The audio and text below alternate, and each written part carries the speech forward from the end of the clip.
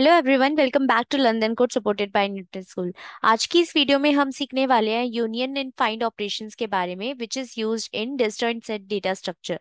सो ये जो data structure and algorithm है यूनियन सेट, ये हमारा काम आता है काफी सारी इंटरेस्टिंग प्रॉब्लम सॉल्व करने में। लेट्स से अगर आपको एक क्वेश्चन गिवन है जिसमें it is mentioned that a mutual friend is also a friend, and the question says A is a friend of B and B is a friend of C and C is a friend of D.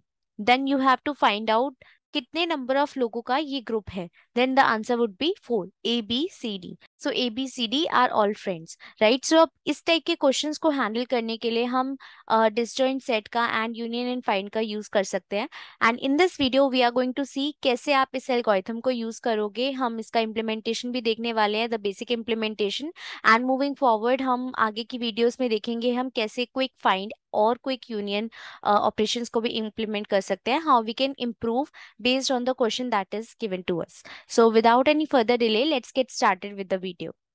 Before moving forward with the actual algorithm and understanding the disjoint set data structure, first we have to understand about dynamic connectivity problem, because basically जो ये algorithm and data structure है ये इस problem को solve करने के लिए ही use में आता है। So dynamic connectivity problem क्या होती है? It is a problem where we have to find whether certain objects are connected with each other or not. Now इसे एक example से समझते हैं। Let's say आपको एक ग्राफ की बहुत सारी nodes given है। This is 1 2 3 4 5। नाउ आपको कुछ ऑपरेशंस गिवन है कि यार 1 और 2 को कनेक्ट कर दो एक दूसरे से, एंड 2 और 4 को कनेक्ट कर दो। एंड द क्वेश्चन सेज कि चलो बताओ, मैंने 1 और 2 को तो कनेक्ट कर दिया एंड 2 एंड 4 को तो कनेक्ट कर दिया, बट क्या 1 और 4 कनेक्टेड है? The answer would be yes, क्योंकि indirectly these are connected with each other, right. There is a path between 1 to 4।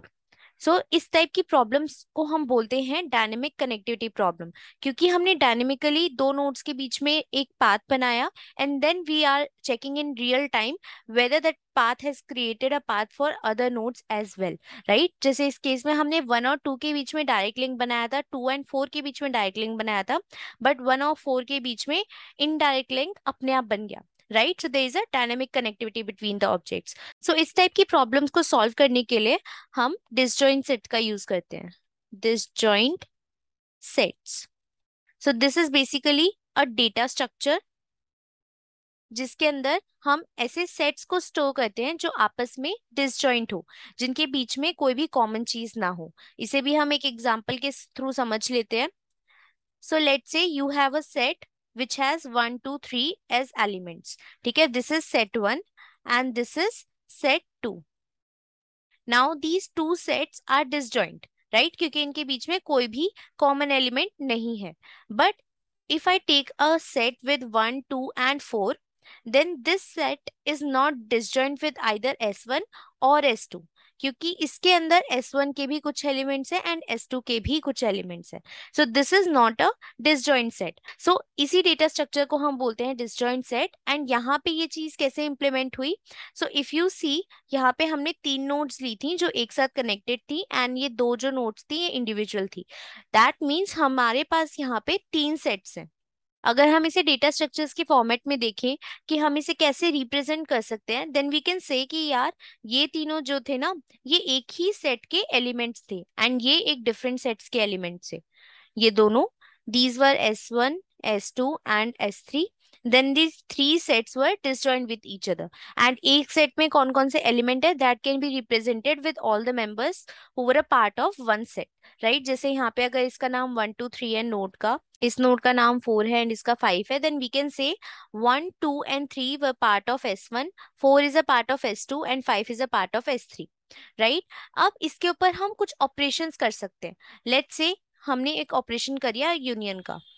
अब यहाँ पे हम एल्गोरिथम पार्ट पे आते हैं। अभी हमने देखा था डेटा स्ट्रक्चर वाला part, disjoint set data structure क्या होता है। अब हम आते हैं एल्गोरिथम पर, union and find. So union का मतलब क्या होता है? Union is a operation between two disjoint set, जिनको यूनियन करने के बाद वो दोनों सेट के जो एलिमेंट्स है वो कंबाइन होके एक सेट में मर्ज हो जाते हैं। So if I am doing a union operation with these two disjoint set, then इससे क्या होगा, एक बड़ा सेट बन जाएगा which will contain all the elements from S1 and S2, and इसका हम नाम दे सकते हैं यूनियन, राइट, ये यूनियन का हमारा सिंबल होता है। तो this can be represented as union, and इसका सिंपल मतलब होगा कि हमने इसके सारे एलिमेंट्स को आपस में एक सेट में डाल दिया।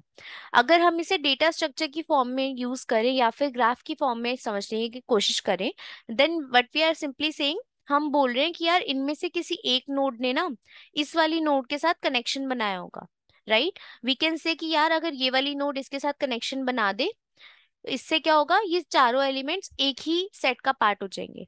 The second operation is find operation. Find operation से हमें क्या पता चलता है, यहाँ पे आपको दो एलिमेंट्स गिवन होंगे ए एंड बी, एंड आपको बताना होगा कि यार ये दोनों एक ही सेट का पार्ट थे या नहीं। So you have to find if A and B are the part of same set. So for example यहाँ पे हम सेम जो हमने अभी डायग्राम बनाया है उसी से समझते हैं। अगर हमें क्वेरी दिया जाए फाइंड ऑफ 1, 3, सो इसका आंसर क्या होगा, the answer would be yes, because 1 and 3 belong to same set. अब अगर हम बोले find query for 1 and 5, the answer would be no, because 5 is a part of different set and 1 is a part of different set, right. Now इसके ऊपर questions कैसे बन सकता है, एक क्वेश्चन तो अभी हमने देखा कि ग्राफ में हम कनेक्टिविटी फाइंड करने के लिए एक क्वेश्चन बना सकते हैं, काफी सिंपल सा, where we have to just give queries on run time whether two nodes are connected with each other or not। इसके अलावा किस टाइप के क्वेश्चंस बन सकते हैं, द क्वेश्चन कैन बी, आपको एक मैट्रिक्स गिवन होगा 2D मैट्रिक्स, जिसमें आपको बोला गया होगा कि कुछ नोड्स 0 से फिल हैं एंड कुछ नोड 1 से फिल हैं। लेट्स से हम इसे रैंडमली ऐसे फिल कर देते हैं, एंड इसके बाद आपको बोला जाएगा कि इस 2D मैट्रिक्स के अंदर कितने आइलैंड प्रेजेंट है। आइलैंड एज इन जितना भी 1 का ग्रुप होगा that is making an island. You can consider कि 1 का मतलब है ट्री एंड 0 का मतलब है वाटर। तो you have to count the number of island present in this particular matrix, then you can say कि यार हर कॉमन एज का मतलब है कि दो nodes are connected with each other. इसका मतलब है 1 is connected to this node, then this is connected to this is connected to this, then this is connected to this is connected to this. उसके बाद यहाँ पे भी connection है and यहाँ पे भी कनेक्शन है। नाउ अब अगर आप देखो कि हम इस साइड नहीं जा सकते because these are 0, so that means यहाँ पे कोई कनेक्शन नहीं है, देन यहाँ पर भी 0 है तो यहाँ पर भी कोई कनेक्शन नहीं है, एंड इसके आगे भी कोई डायरेक्ट कनेक्शन पॉसिबल नहीं है। सो इट शोज कि ये वाला जो पूरा हमारा पोर्शन है it is making one island, right. So ये हमारा हो गया एक आइलैंड। अगर इस पूरे को मैं ऐसे कलर कर दूं, so this is our one island. The second can be this one, right? There is a direct connection between the two nodes, so this can be your second island. So the answer would be 2.